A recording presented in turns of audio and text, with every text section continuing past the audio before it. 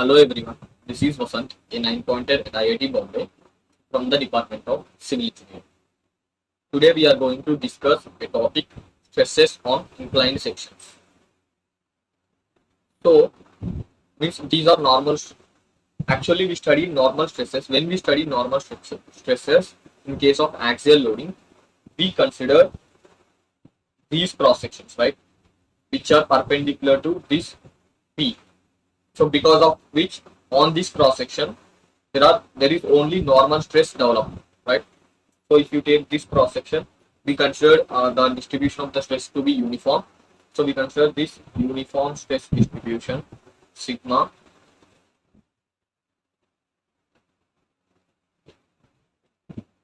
uniform distribution stress sigma is equals to P by A. This is also called as sigma average.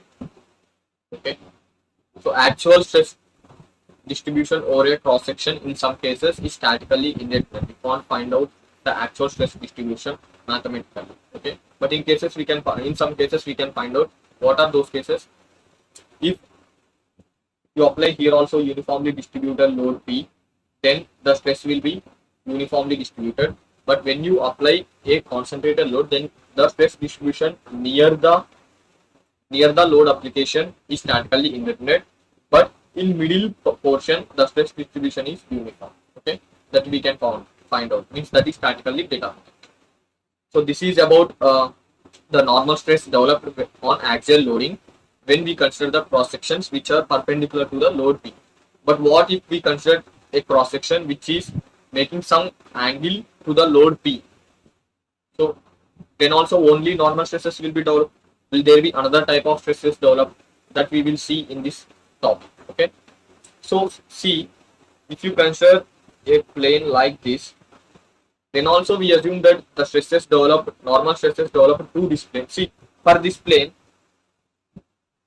what is the longitudinal axis? For this plane, the longitudinal axis will be perpendicular to this, right? Perpendicular to this. This will be longitudinal axis for this plane. So, but the force applied here, P is in this direction, means that is making some angle theta with P. Sorry, angle theta with longitudinal axis. So it is not a axial load in this case. So, but if you resolve this, you will get P sin theta and P cos theta, right?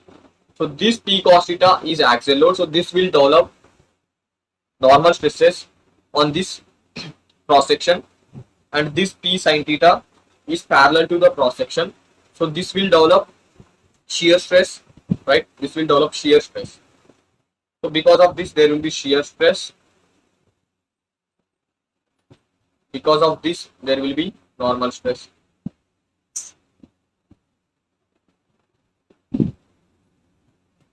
So let us find out what is the value of these stresses, shear stress and normal stress. So see,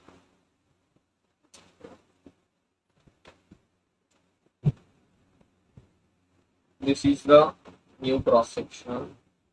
This is the longitudinal axis of the new cross section.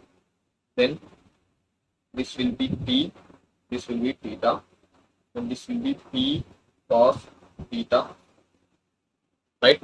And this will be along this direction, P sin theta. So, but what is the area? See, you consider, if you go back, this area is A. Suppose this cross sectional area of the bar is A.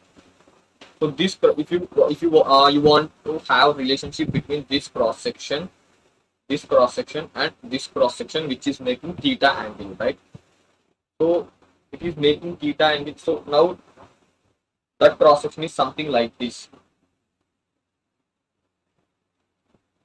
right? So this cross sectional area is something A dash. Okay. So, and we know that this angle, so see,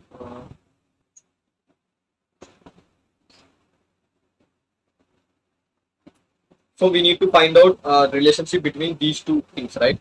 So the angle is here, okay. This is the cross sectional area A. So see, this will be 90 minus theta. So again, this will be theta. right? And this will be A dash, this will be A. So if you observe, A dash cos theta will be is equals to A, right? So A dash will be equals to A by cos theta. So some people may write that A cos theta is equals to A dash, but this is wrong, because see, if you write A cos theta, this is, suppose this is A, this is area of cross section A, suppose this angle is theta. So if you write A cos theta, then the area which you are considering is this one. Okay, this one, because then only this will become 90, right?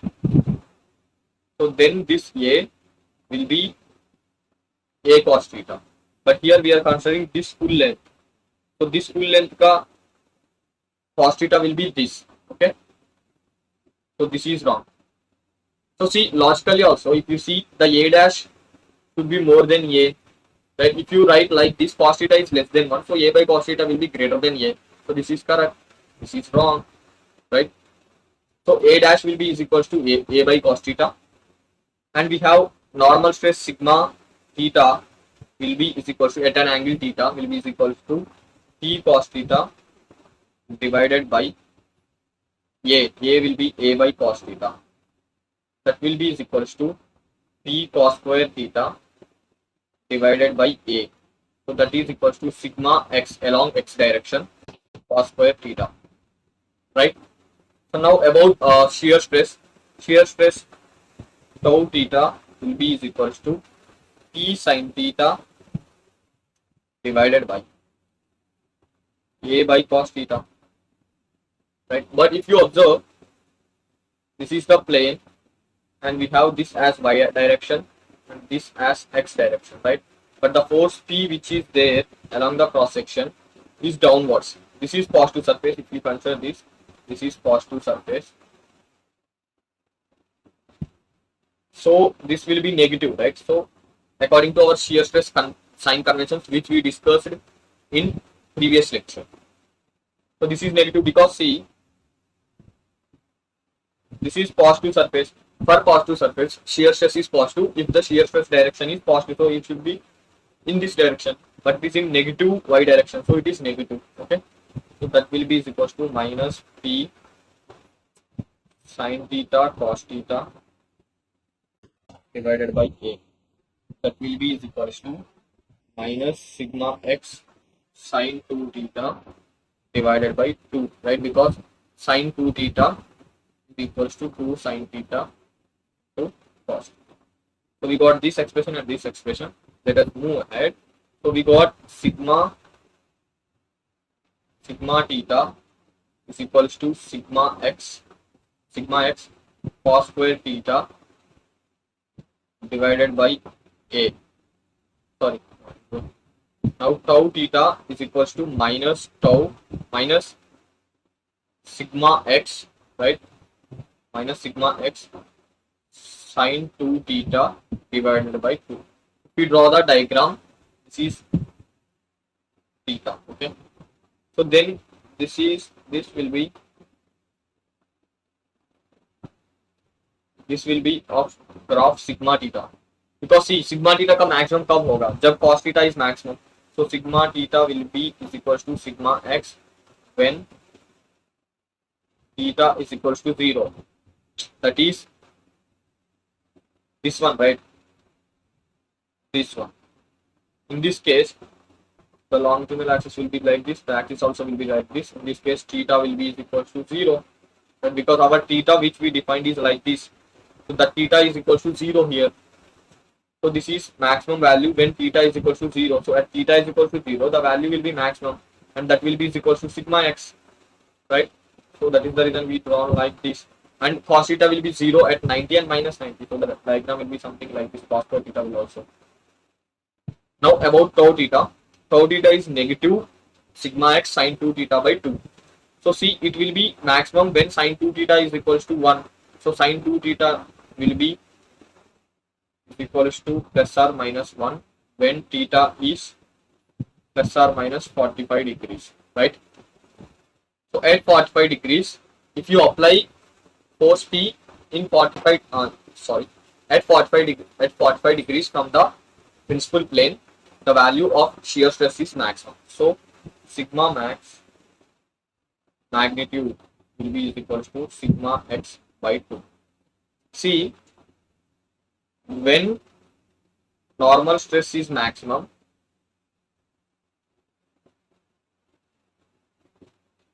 i.e. at theta is equal to 0, the value of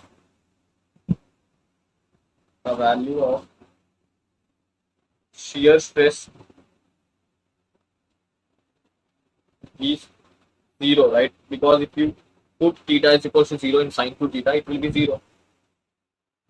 But when shear stress is maximum,